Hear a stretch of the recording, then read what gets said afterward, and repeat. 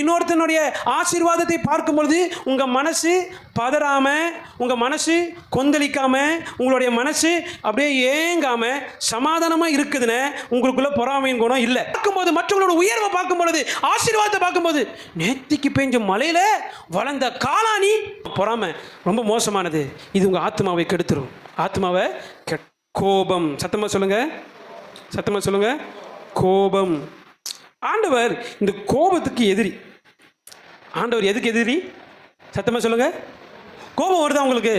சட்டு சட்டு சட்டு சிலருக்குலாம் சட்டு சட்டுன்னு கோபம் வந்துடுது. எப்படி? அதுக்கு பேர் என்ன தெரியுமா? முன் கோபம். என்ன கோபம்? முன் கோபத்துக்கு ஆண்டவர் முன்னாடி அடிப்பார். ஆமென். பின் கோபத்துக்கு பின்னாடி அடிப்பார்.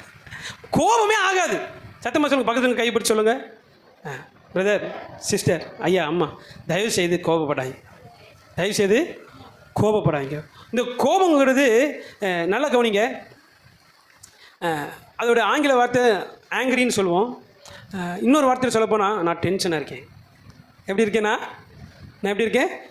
இந்த அம்பு இருக்குல்ல, வில்லு அம்பு, இந்த வில்லோடைய கயிறு இங்கிருந்து கீழே ஒரு கயிறு, 2 கயிறு கட்டுவாங்களே, அந்த கயிறு வந்து எந்த அளவுக்கு டென்ஷனாக இருக்கோ அந்த அளவுக்கு விடுற அந்த அம்பு என்ன செய்யுமா? தூரத்தை போகும்.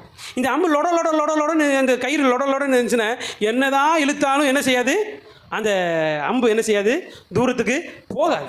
அப்போ டென்ஷன் ஜாஸ்தியானால் அம்பு என்ன செய்யும்? வேகமாக போகும். நான் அதனால் சொல்கிறேன், அம்புங்கிறது உங்களுடைய வார்த்தை. அம்புங்கிறது உங்களுடைய வார்த்தை. நீங்கள் டென்ஷன் ஆனீங்கன்னா சட்டான ஒரு அம்பு போய் பாஞ்சு என்ன செஞ்சிடும்? குத்தி கொன்று ஈரலை பிச்சு பிடுங்கி வெளியே கொண்டு வந்து விட்டுரும். அல்லேலூயா. அதனால் இன்றைக்கி ஒரு தீர்மானம் எடுங்க. ஆண்டவர் சமூகத்தில் கையை உயர்த்தி ஆண்டவரே, இந்த கோபங்கிற ஆவி என்னை விட்டு அகற்றி போடுங்க. ஏசப்பா, கோபத்தை என்னை விட்டு எடுத்து போடுங்க ஆண்டவரே, எடுத்து போடுங்க தயவுசெய்து. ஏன் நான் சொல்கிறேன்னா, இந்த ஆவி ஆத்மாவை கெடுத்துரும். எதை கெடுக்கும்? கோபப்படாதீங்க, தயவுசெய்து கோபப்படாதீங்க. ஏன் கோபப்பட வேண்டாம்னு சொல்கிறேன்னா, கோபப்பட்டீங்கன்னா ஆயுசு நாள் கம்மியாயிருமா? அல்லேலூயா.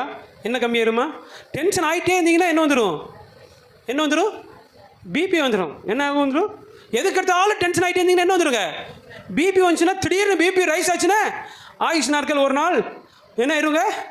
சட்டு முடிஞ்சிடும். அதனால் நீங்கள் நிறைய நாள் வாழ்ந்து உங்கள் பிள்ளைகளை பார்த்து சந்தோஷமாக வாழணும்னு நான் விரும்புகிறேன். ஆமென். அதனால் தயவு செய்து கோபப்படாதீங்க. அல்லேலூயா.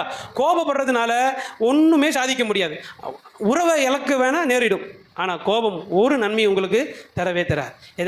ஏதாவது ஒரு நன்மை தந்திருக்கா உங்கள் கோபம் இது வரைக்கும்? உங்களுக்கு யோசனை பண்ணி நீங்கள் பட்ட கோபத்தில் ஏதாவது ஒரு நன்மை? நான் கோபப்பட்டதுனாலே 3 ஏக்கர் இடத்தை நான் வாங்கினேன் யாராவது சொல்ல முடியுமா? நான் கோபப்பட்டதுனாலே என் புருஷன் எனக்கு அவர் 2 புடவை வாங்கி கொடுத்தார் சொல்ல முடியுமா?